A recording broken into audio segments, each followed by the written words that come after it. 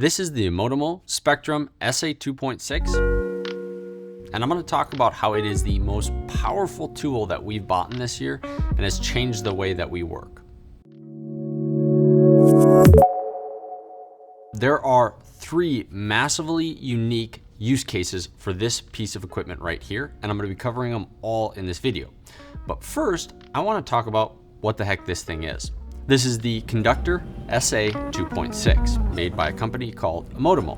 So what it is it is a controller for the super popular DJI RS3 and RS2 gimbals. I'm sure the RS4 is going to be coming in some future firmware upgrades, but for right now, those are the two gimbals it supports.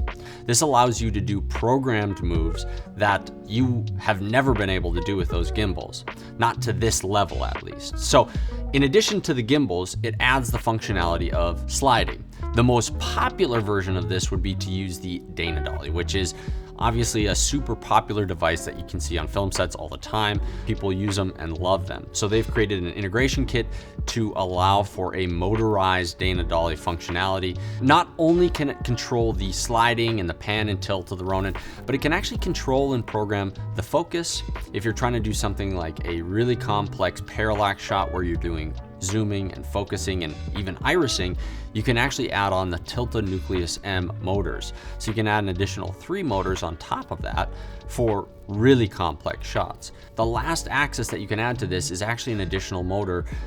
They sell it as a turntable motor. So really in its primary mode would be used as a turntable, but you can get really creative with how you use this and just look at it as another motor that you can program to do whatever you want. So when you total that all up, you have 8 axes of programmability with this little unit here, which is insane. If you were to try to do some of these moves manually, it would be super difficult, if not impossible.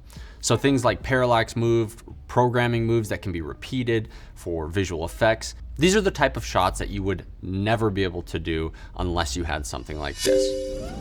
So let's dive into some of the features and kind of what this thing all has packing inside of it. While the device seems pretty simple, there's a lot going on here that I just want to run through really quick. On the front, you'll see you have a small little OLED display. To the right of that, there's an 8-way nav stick. This is great in a pinch, but in my mind, using the PlayStation controller is definitely how you'll be controlling it most of the time. On the back side of the device is where you're going to find most of the ports. The first port is a 6-pin control port that interfaces with the RS3 and the expansion port. The next one is a simple shutter trigger port, specifically for time lapses. Beside that, you'll find a CAN 2 port, which is an expansion port. Next to that is the familiar 7-pin LEMO connector, which is used to connect the Tilta Nucleus M fizz motors. Next, you'll find 2 motor ports. That is for the motor that controls the sliding functionality on the Dana Dolly, and the next one is for the motor on the turntable. And lastly, you're going to find a 12 to 24 volt DC power jack. Moving on to the side, you'll find 3 more ports.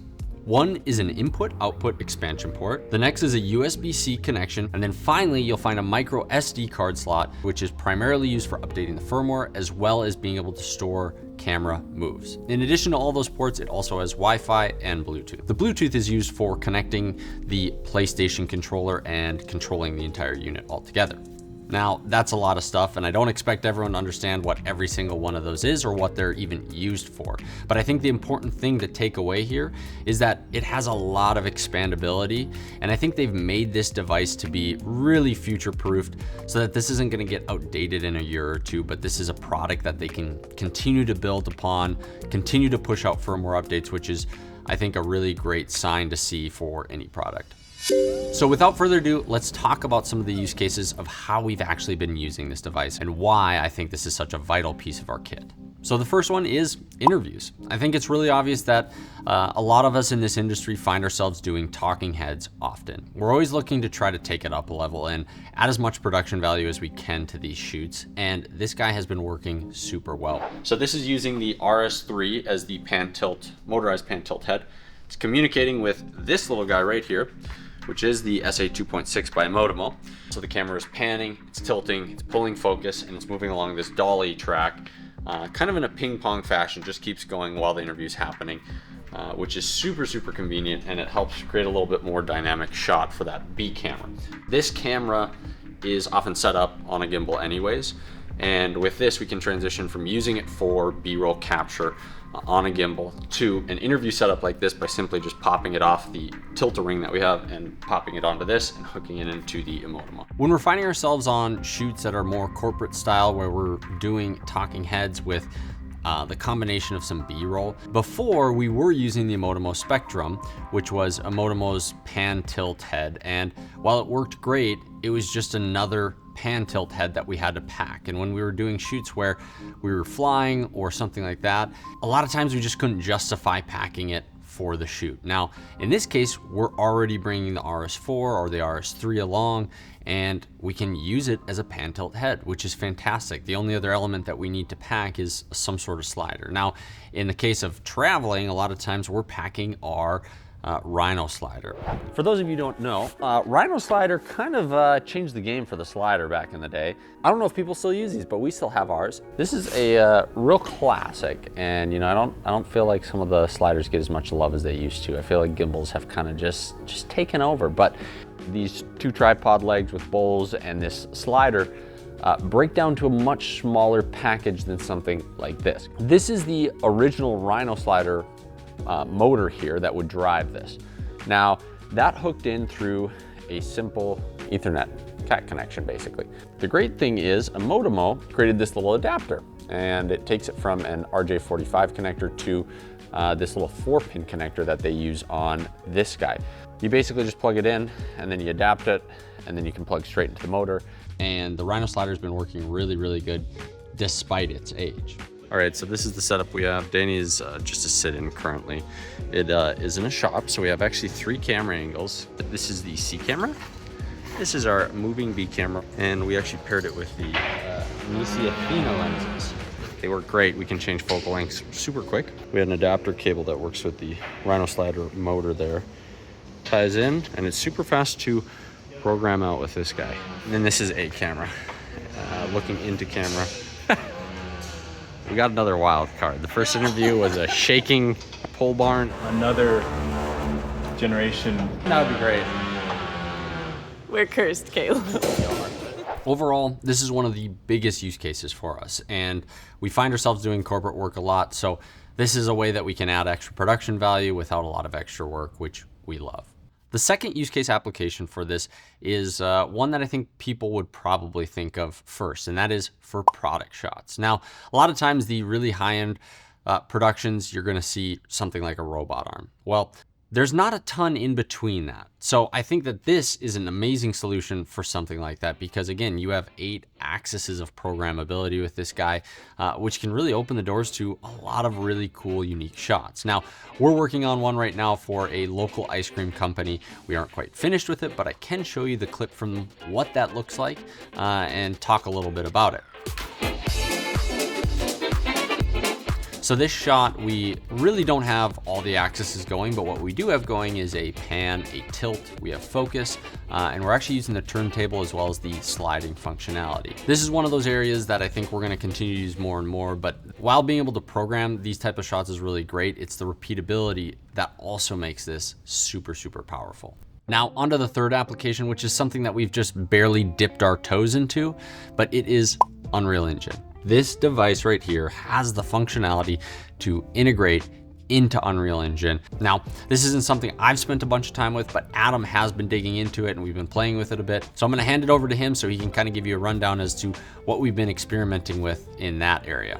By far, one of the coolest features of the Emotimo conductor is that you can use it, you can take Ethernet out of it, and you can then send that into Unreal Engine. So that's what you're seeing back here. The data is directly coming from the conductor. It's being transmitted directly into Unreal Engine, and it's doing that in real time. This is just a demo scene that you actually get in Unreal Engine. It's one that I was just going to use for this example. Actually kind of looks like it's happening. So it's just basically this camera is then pretending to be a virtual camera. And so what's in your background should look very consistent with what you'd expect when the actual slider is moving. It's a fun feature. It is really fun. We're gonna take a look on the back end here. This is where all of the guts are running. Plugging it in was relatively simplistic. I was doing some debugging here, and so you'll see that I have it in debug mode there. and that it has made a plethora of different camera IDs for us. Only one of them is being used, of course. In Unreal Engine, it's sending all of the data to our camera. I'm going to zoom in on that. You can see that it's transmitting that data in real time there, like I was saying earlier. So all of that is just to say that the information from the Emotimo conductor can be transmitted directly into Unreal Engine. That lets you really take advantage of doing virtual production with it. It's a huge, huge part of that. Just being able to have that translation layer between physical and then to digital conversion. So it's a really slick integration, honestly. We're definitely going to be using this in the future. Back to you guys. Now, those are just 3 applications of how we've been using this unit so far. The Unreal, obviously, we haven't been using it on an actual production yet, but we have been playing with it, and I do see the potential of us using it for an actual shoot. All right, so I've rambled on enough. Let's talk a little bit about pricing. So for this unit, plus the interface cable with the DJI RS3 and RS2, you're gonna be looking at around $1,500. Now, that does not include the Dana Dolly integration kit. If you want that as well, you're going to be looking at around $2,000 total for this unit, plus all the motors and mounts that you're going to need to get the motorized Dana Dolly up and running. That does not obviously include a Dana Dolly. That is just an extra $500 for the motor and mounting stuff. Like I said, there are other options for other sliders that you can check out on their website. We've used the Rhino slider, which was actually kind of an older product. So there are some other options out there, which I think is worth noting because not everyone has a Dana Dolly and they might want to see some other options that might work for them.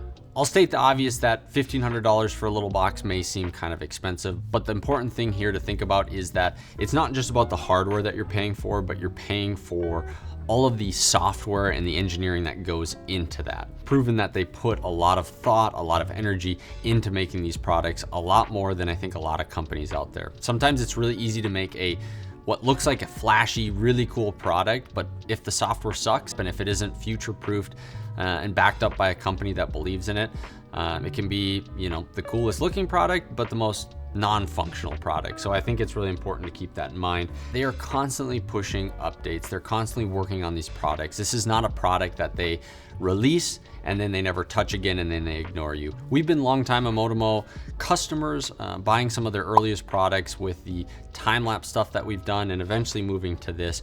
And I will say that we've always had an amazing experience with them. They've always had great customer service. They've stood behind their products and they make quality products, which I think is what really matters.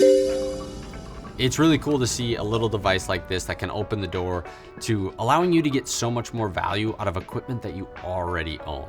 Makes it a total no-brainer for us because it is just so powerful and has really upped our production value on a lot of different shoots.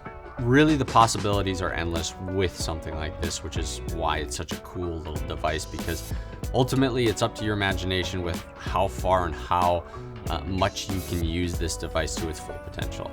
That's everything I have for this video, guys. If you like our content and want to see more of it, make sure you hit that subscribe button. And if there's any future content you want to see us make, let us know in the comments below, and we'll see you in the next video.